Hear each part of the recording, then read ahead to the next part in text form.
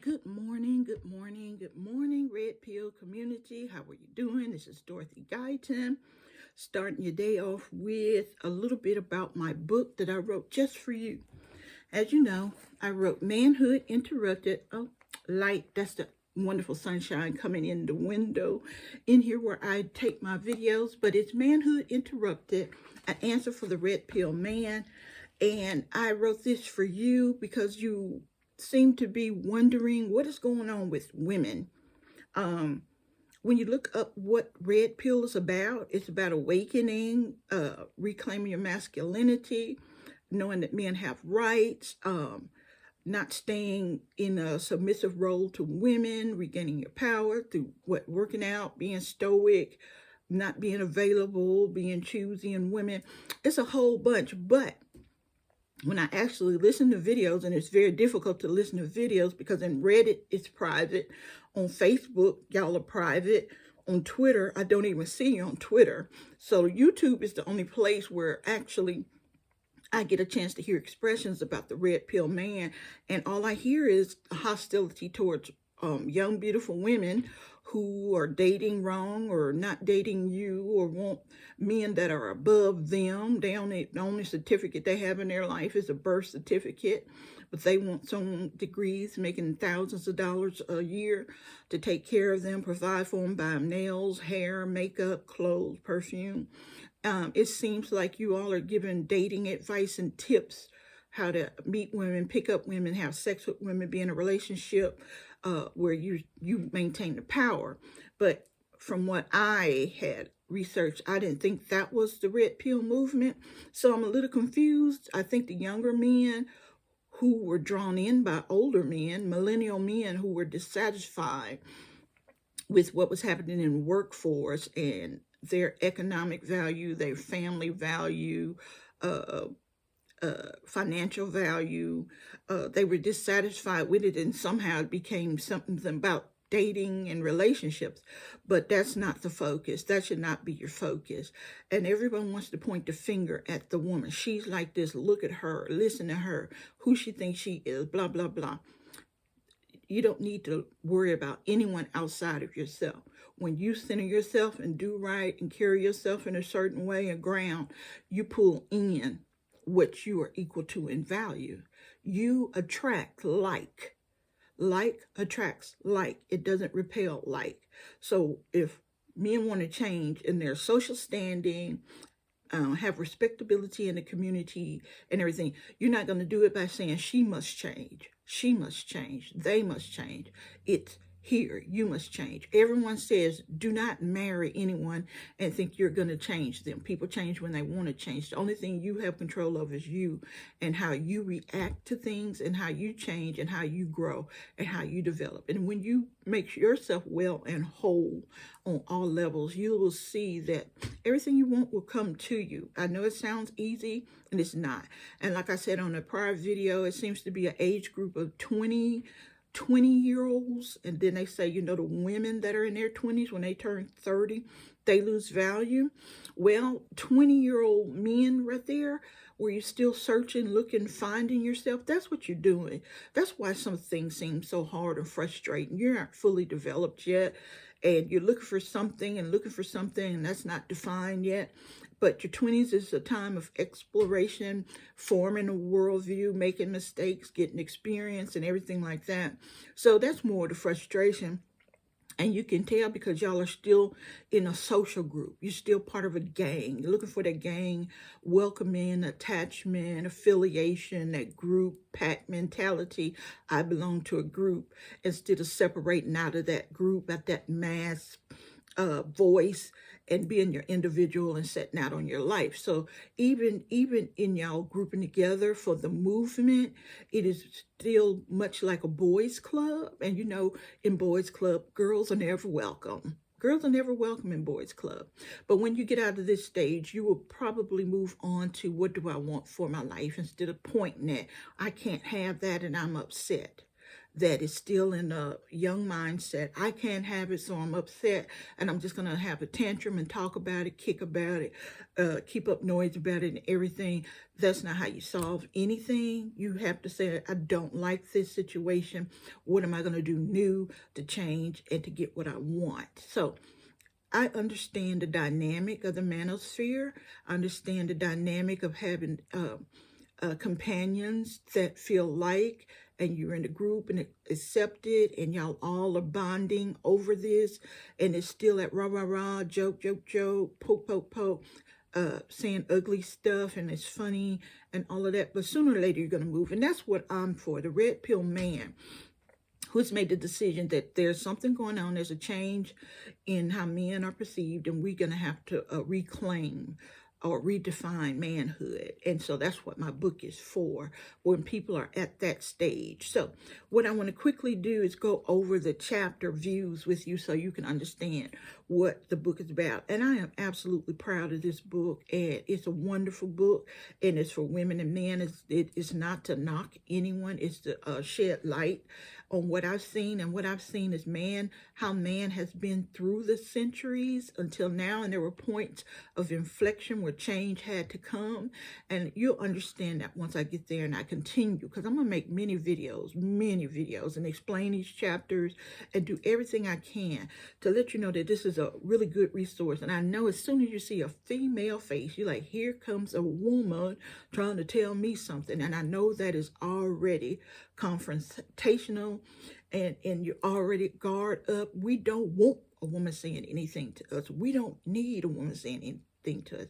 But I'm just saying, the first great teacher you ever had in your life was your mother, and nurture, and she cared about you, and she put into you things that she thought was important.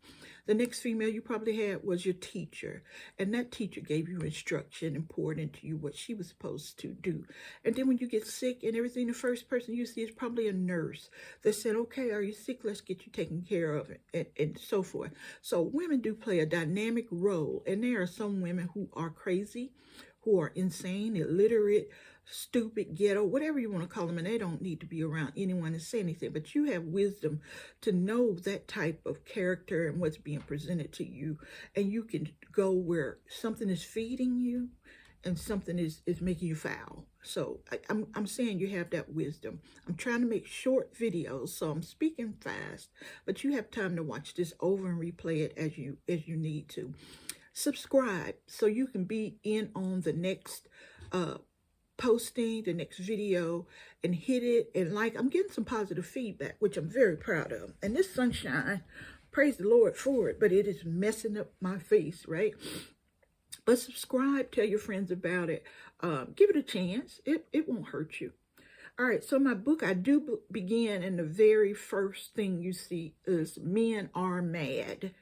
And you are mad. More so the millennials in the 40s in my age group are very disgusted with the lack of power they are feeling and the lack of voice they have in their home and in the workforce. And they're like, what about men's rights? Well, men do have rights, and you should stand up for your rights. And I'm glad you are standing in your rights. But the first thing I acknowledge is that men are mad, and you have a valid reason to be upset. But just don't stay upset. Once you have the emotion, process it, and then move and solve it. Do something about it.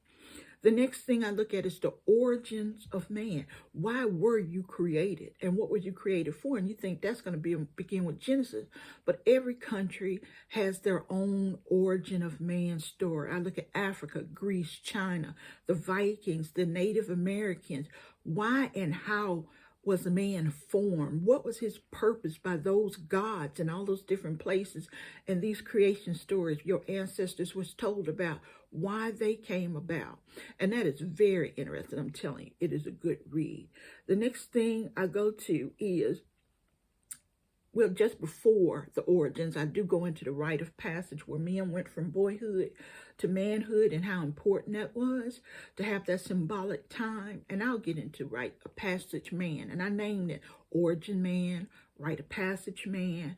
And the next is the caveman. We think of the caveman in the time of the dinosaur, where it was eat or be eaten, go out there and kill your, hunt down and kill your animal for 3 or 4 days and drag the woman by her hair to your cave and say, you are mine. So we went from the origin of man to the caveman and how he functioned and what his purpose was and what he did as a man in manhood at that time. Next, we do move to Genesis man. And the reason why I did use the Bible is America is considered a Christian nation. And if we consider ourselves a Christian nation, everyone's acknowledged Christianity as a religion, I thought we would start with a well-known, described manhood in the book of Genesis with the creation of Adam. Now, I go next from Genesis man, caveman, Genesis man, to Proverbs man. This whole book is not about using the Bible, but these were important times and instructions to the Christian. And I hate when Christians try to impose Christianity on people who are not Christians. The Bible is written for Christians and a guide for how they're supposed to live their lives. But because the Bible is so well known, I used it as a resource as to how manhood was described, defined. So the reason I chose Proverbs 31 and 32 man, because many people want the Proverb 31 woman. Everyone kind of understands the Proverbs 31 woman, but there is a defined Proverbs 31 and 32 man, and I wanted to bring that to your attention. So we got Proverbs man. Now we have the capital G gentleman. Now that's different from the modern time gentleman we know. Some of you red pill people are in your 20s, 30s. This is, hopefully you understood about the gentleman of Europe, the Anglo-Saxon order of the gentleman with the capital G. It was a family honor, a family name, a position, a standing in society. And the gentleman was important because of his name and what a man name meant. And when he gave it to a woman and is standing in the community, your name opened doors. And it's important because that gentleman came to the Americas and established the colonies. So the gentleman was part of the fabric of the establishment of the United States. So that's very important. And in the chapter on the gentleman, as everyone knows, with the colonization of America, there was slavery. So I could not leave out what manhood meant for the slave black man. And that is very important because a lot of that legacy carries on today. How man was defined as a imprisoned, mistreated animal. How did his manhood develop and how did he pour into the young men that came afterwards? So it's a special section within that gentleman's section that's dedicated to the black man's manhood. So we got caveman, gentleman, Proverbs man, capital G, gentleman, and next we go to the Wild Wild West man, because after the Civil War, of course, they were going and conquering the new lands west. And everybody know the Marlboro man, smoking the cigarettes, riding the horse, John Wayne. All of that was significant of what a real man was. So I had to look at the gentleman of the Wild Wild West and how he lived and how manhood was depicted by him. So after the Wild Wild West man, we have the Macho Man. And everybody know that song, Macho, Macho Man. I want to be a macho man. And they had the fireman, the policeman, the Indian, what else, the carpenter and everything. But it was a gay anthem song, and Donald Trump actually used it for his campaign, showing what kind of man he was. He was a macho, macho man. And we know how he carried on as he was a man, right? So that was a period of manhood. And the reason why we're going through these different manhoods, because they ended. The caveman ended. Genesis man ended. People quit living into it. Proverbs 31 man ended. The capital G gentleman ended after the Civil War. And then the Wild Wild West man ended once the lands were conquered and was no more new land for him to go out and take hold of anymore. So now that kind of man had changed. And we have the man of war. Man of war. throughout time, men have fought battles and wars. But this one period in time, this man of war was different. And that's the Vietnam War. Every young boy grew up wanting a little G.I. Joe soldiers to play with, and everybody cheered, and he would play bam, bam, bam, shooting. The soldier, the military man, the real strong defender of nations and states and cities, was looked up to until the Vietnam War. And during that time, men in war was accused of killing babies. They were mistreated when they returned home. At this time, feminism came too, and those men blamed feminism for a lot of the unrest they were having. They came back maimed, mutilated, addicted to drugs, unable to get a job. And then you have the women talking about, we want to be equal and we want to do this. And this was a very hostile time, much like it is now. So there's nothing new under the sun. During that time, men were really hostile towards women, and women were like, I don't care, we got to get ours too. You know, y'all done been in the game a long time, and now it's time for us to get into the game. And so that was a turning point when a soldier was no longer looked up to as the fighter and the defender and the protector and all strength and what a real man did. Society said, we don't care, y'all are killing folks, it's time to start talking and communicating and not picking up guns and everything. So that was that shift. I want to get back to the Macho Man, because Macho Man actually came after the Man of War. The Macho Man started having that swagger, that bounce to him, the handshakes and the dap and all of that. You wonder where you got it from. The Macho Man brought in that swagger, and that like, we are down, look at us, we in control, we move like we know we have purpose, and when we enter a place, we are in control and command and everything. So the swagger of now began back with the Macho Man. So after the Macho Man came, the 21st century man came. And that's kind of right now. And the 21st century has boomed in technology. Press a button, you have everything. I mean, a person don't even have to leave their house anymore and be self-sufficient by themselves. You don't need anyone. And people deciding now birth control, we don't have to have kids. We don't have to have a house full of kids.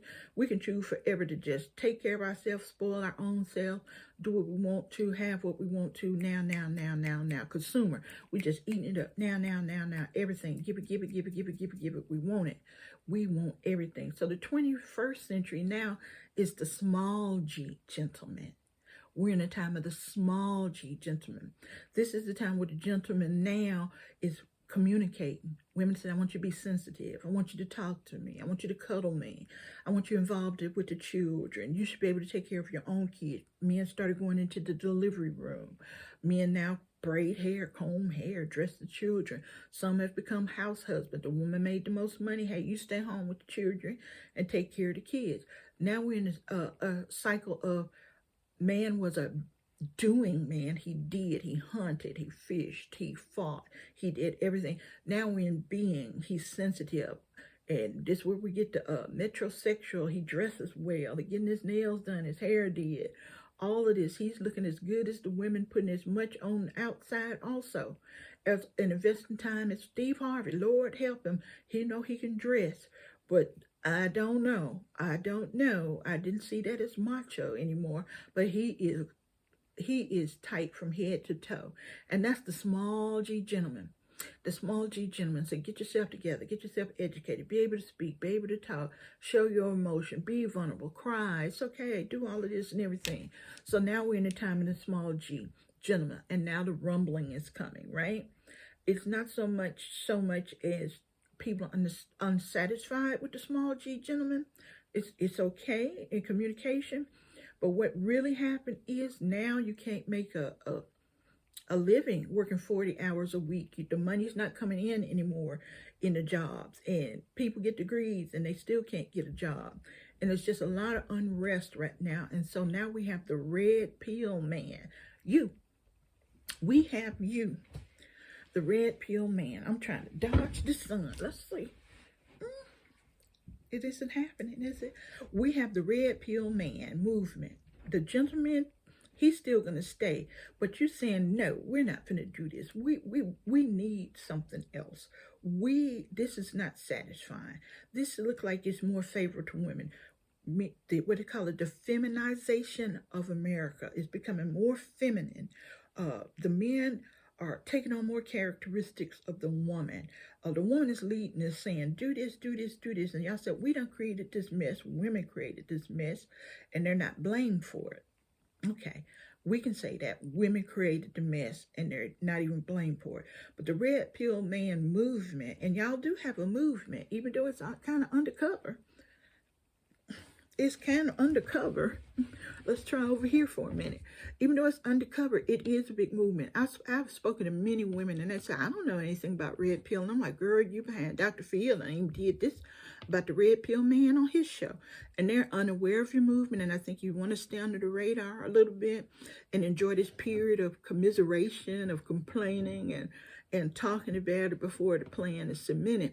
But this time is going to be also an interruption in manhood that historians are going to write about. You're going to be written about, and what you do with this time and how you redefine manhood, and how, as I said, that each time manhood has bounced back. Each one of these men chapters I've listed is a bounce back of manhood when it had to step out of its original display, how it was displayed in history, and it had to change with the times. It wasn't changing with women and what women were doing. It was changing with the times. And that's what's happening now. And that's what I'm trying to refocus the red pill man on. Yeah, get enlightened. Take the pill. Become enlightened. But please understand that you all have had shifts before. And you had to face truth before, and you had to look what was going on in the world and then act accordingly. So the red pill man is going to have to do that too, and you are going to define this. What are you going to do? How is this going to be going down in history with this movement? Because I don't believe it's going anywhere, because there is a shift. But it's not because of women. It's because of the advancements in technology. It has made us all providers, protectors, and procreators. We are equal. Before we weren't. We were not able to hunt down. Women were not able to hunt down the big animal, the big game, and bring back the trophy. We got pregnant. We were limited all the time. Now we're in control of when we have children. And now we don't have to worry about defending our territory. We have wonderful housing where animals can't get to us and invade us. We don't have villages pillaging us and everything. We can operate guns. We're in the military. We know how to defend ourselves. So before, when you were the sole provider, procreator, and protector, it was different. But now we're able to provide single female households, protect their own territory, and they do pretty good. And they go to the grocery store, get their food. It's already dead, chicken plucked, everything. So it's not the female that's causing this discontent, but we're not living well into it either. And I do have a book for women. I wrote it 20 years ago on womanhood. So this isn't just me trying to just single you out. It's when one dynamic shift, it causes a ripple effect. If man shifts, it will cause a ripple effect. If you keep saying women got to do the changing, you're still putting them in charge. They are going to set the stage. If you keep saying women going to do this, we need to do this to women, we're going to treat you like this, know what you're doing, what you're setting in effect. Don't do stuff to people to get them to change, to get them to submit, to get them to act accordingly. You do you. And then everything around you will fall into place. So the red pill man, who is going to go down in history, is a movement. And I think it could be dynamic if it's focused right. Then we have the future man. After this movement, because it's not going to stay this way. You can't stay in this state of hostility forever. You know how much energy it takes to fuel anger, revenge. I'm going to get you back. I'm going to make you do stuff. I'm unhappy. I'm going to show you. It takes a lot of fuel to feed that. And so it can't last. It really can't last. It's good for right now. It feels good to get it off your chest and to beat your chest about it. But it's not. So we're going to have to go into future man. And in the last video, before the last video, I said that health, sexual health, relational health, spiritual, religious health, financial health, educational health, mental health, sexual health, is the future man, a whole healthy man. When you're a whole healthy man like that, oh my gosh, the power you have. That's where your power comes from. It's never going to come from how I'm going to treat a woman. And as long as you're still caught up in sex, how do I get a woman to have sex with her? I'm not going to marry her. I'm not going to do this. I'm going to use it. Totally not helping manhood. Totally not helping manhood. But like I said, I'm going to go by each chapter and break it down because I want to keep each video short, and I'm already over what I want it to be. But that's what the book is about, and I'm very proud of this book. Very proud of this book. And all of those points, I got 11 times that I show you. Manhood was defined. It was working well until it wasn't. Until a fire came and wheel was invented. It changed manhood. When you came out the cage into a stick home, things had to change. Things had to change. And then it went to Genesis. That had to change. The Wild Wild West, once the land was conquered, there was no more need for a cowboy anymore. Things changed. We got industrialized. So women aren't doing things to you. We're not causing these shifts as you think we are. We may be benefiting from them, because we adjust in a different way than men do. We may be able to ride it better, but we're not doing anything. So that's why I said the red pill man, I hear you, but what are you hearing? What are you hearing? What I see is you're being pitted against a woman. You're being saying, look at this is the nature of the woman. This is what she does. This is how she is. This is how she treats me. Pull it back. Pull it back. Because you can walk away from that anytime. You don't even have to indulge in that. If she's doing all that, don't indulge. No. You're distracted on her. And that's what I'm saying. It's a shell game. You're being distracted. And that's what I'm trying to say. You're being distracted. You're not going to get a better paying job. If she acts right and does everything you want and is doing, that don't get you a better paying job. It won't get you higher standing and respect in your community. It doesn't get you anything. It gets me sex. Okay, that's so temporary. It's so temporary. Can't live off of it. And how to date and don't call her and don't pay attention and don't be available. What do you want? Relationship advice?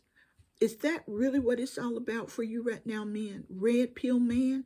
Is that what it's all about? Having a good relationship? Is this what all of these blogs and all of these chat rooms and Facebook pages and Reddit, is that what it's really about? How I relate to women and how women relate to me? Really? I think it's more. You're being distracted. Someone is doing something, leading you down rabbit path, for self-promotion, for self-gain, to make them feel better because they're lonely and can't get anyone. I don't know. But if you can explain it to me, I really want to hear. Because, like I said, I can't get into y'all private conversations, and that's the way you want it. You're like, they don't know what we're doing. Yay. But is any of that getting you where you want to be? Is it getting where you want? Is it getting you that nice, beautiful woman and children and family and happy marriage? And you say you don't want to get married, but of course you do. Yes, you do. Because everybody's talking about women. Look at her. She wants this kind of man. She don't want this man. What I'm offering, she don't want.